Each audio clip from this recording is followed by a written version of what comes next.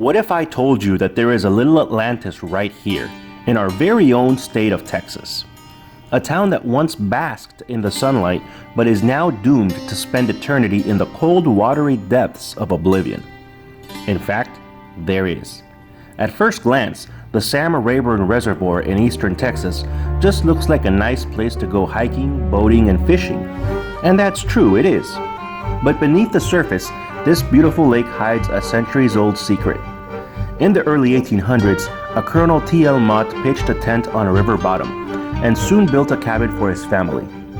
This small settlement became a town, including a post office, church, school, and several cemeteries. The town actually grew and flourished for several years. However, in the late 1950s, the Army Corps of Engineers began building a dam on the nearby Angelina River. Their plan was to form a large reservoir to mitigate local flooding and enhance property values. The problem? The proposed location for the future reservoir was located over a vast area that included the historic colonial town of Concord, Texas.